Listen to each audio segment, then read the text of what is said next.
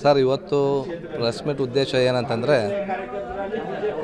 ಈ ಭಾಗದ 4 ಬಾರಿ ಅಂದರೆ 3 ಬಾರಿ ಶಾಸಕರು ಗ್ರಾಮಾಂತರದಿಂದ, 1 ಬಾರಿ ಸಂಸದರು ಬಳ್ಳಾರಿ ಜಿಲ್ಲೆಯಿಂದ ಆದಂಥ ಶ್ರೀರಾಮುಲು ಸಾಹೇಬ್ರವರು ಕೂಡ್ಲಿಗಿ ಕ್ಷೇತ್ರಕ್ಕೆ ಹೋಗಿ ನಾನು ಅಲ್ಲಿ ನಿಂದಿರ್ತೀನಿ ಅಂತ ಹೇಳಿದ್ದಕ್ಕೆ ಕಾರ್ಯಕರ್ತರಲ್ಲಿ ತುಂಬ ಗೊಂದಲ ಆಗ್ಬಿಟ್ಟಿದೆ. ಆಲ್ರೆಡಿ ಒಂದು ಸತಿ ಅವ್ರು ಬಿಟ್ಟು ಹೋದಾಗೆ ಕಷ್ಟಗಳು ಏನನ್ನೋದು ಅನುಭವಿಸಿದ್ದಾರೆ. ಇವಾಗ 2ನೇ ಸತಿ ಕೂಡ ಹಿಂಗೆ ನಮ್ಮನ್ನ ಬಿಟ್ಟು ಹೋಗ್ಬಿಟ್ರೆ ತುಂಬ ಕಷ್ಟ ಆಗುತ್ತೆ, ನಡು ರೋಡಲ್ಲಿ ಬಿಟ್ಟು ಹೋದರೆ. ಆದ್ದರಿಂದ ಕಾರಣ ನಮಗೆ ಮುಂದೆ ನಾಯಕರು ಯಾರು ಅನ್ನೋದನ್ನು ಅವರು ಇಲ್ಲಿ ಘೋಷಣೆ ಮಾಡಿ ಹೋಗಲಿ, ಇಲ್ಲ ರಾಜ್ಯಾಧ್ಯಕ್ಷರು ಏನಾನ ಇಂಥವ್ರನ್ನ ನಿಮಗೆ ಅಂತೇಳಿ ಹೇಳಿದ್ರು ಕೂಡ ನಮಗೆ ಅದರಲ್ಲಿ ಏನಿಲ್ಲ. ಮುಂದೆ ನಡೆ ಅವರು ಹೋದ್ರೆ ಕೂಡ್ಲಿಗೆ ಹೋದ್ರೆ ಮುಂದೆ ಯಾಕೆ ಅನಿಸ್ತಾ ಇದೆ ಅವ್ರು ಕೂಡ್ಲಿಗೆ ಬಿಟ್ಟು ಈ ರೂರಲ್ ಬಿಟ್ಟು ಯಾಕೆ ಹೋಗ್ತಿದ್ದಾರೆ ಅಂತ ಅನಿಸ್ತಾ ಇದೆ ನಿಮಗೆ?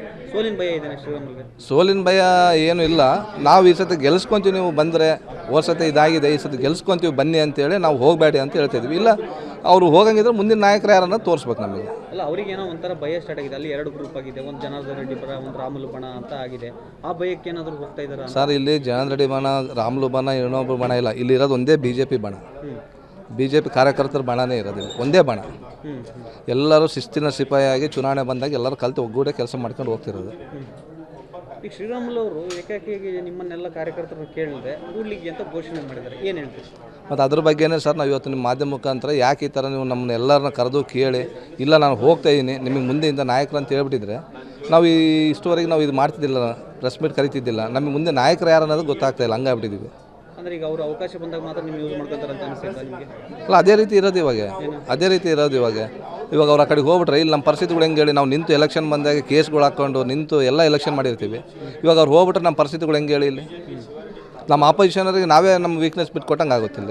ಈಗ ಮುಂದೆ ಏನು ಮಾಡ್ತೀರಿ ನೀವು? ರಾಜ್ಯಾಧ್ಯಕ್ಷರಿಗೆ ಮನವಿ ಕೊಡ್ತೀವಿ? ರಾಜ್ಯಾಧ್ಯಕ್ಷರಿಗೆ ನೋಡ್ರಿ ಸರ್, ರಾಜ್ಯಾಧ್ಯಕ್ಷರಿಗೂ ನಾವು ನಿಮ್ಮ ಮುಖಾಂತರನೇ ಒತ್ತಾಯ ಮಾಡ್ತಿದ್ವಿ. ನೆಕ್ಸ್ಟ್ ಮುಂದೆ ಬೆಂಗಳೂರಿಗೆ ಹೋಗಿ ಕೂಡ ಮನವಿ ಕೊಡ್ತೀವಿ. ಏನಂತೇಳಿ ಸರ್, ನಮಗೆ ಮುಂದೆ ಯಾರು ಇಲ್ಲಿ ನಾಯಕರು? ಗ್ರಾಮಾಂತರ ಭಾಗಕ್ಕೆ ಯಾರು? ಏನು ಶ್ರೀರಾಮುಲು ಸರ್ ಅವ್ರನ್ನೇ ನಿಂದಿಸ್ತೀರಾ, ಇಲ್ಲ ಬೇರೆ ಯಾರನ್ನು ಹೊಸವ್ರನ್ನ ನಾಯಕರು ಮಾಡ್ತೀರಿ? ಮಾಡಂಗಿದ್ರೆ ಇವಾಗ ನಮಗೆ ಹೊಸ ನಾಯಕರು ಒಬ್ಬರು ಮಾಡಿ ಅಂತ ಕೇಳ್ತೀವಿ. ಗ್ರಾಮಾಂತರದಲ್ಲಿ ಶ್ರೀರಾಮುಲು ಅವರು ಬಿಟ್ಟರೆ ಬೇರೆ ನಾಯಕರು ಇಲ್ವಾ?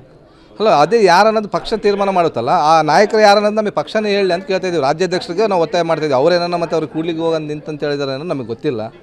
ಹಂಗಾಗಿ ಅವ್ರನ್ನೇ ಕೇಳ್ತಿದ್ದೀವಲ್ಲ ಇವಾಗ. ಯಾರನ್ನೋದು ನಮಗೊಬ್ಬರು ಬೇಕಿಲ್ಲ ನಾಯಕರು.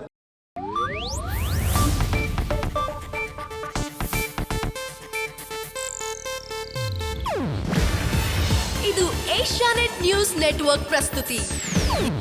ನೀವು ನೋಡ್ತಿದ್ದೀರಾ ಏಷ್ಯಾನೆಟ್ ಸುವರ್ಣ ನ್ಯೂಸ್.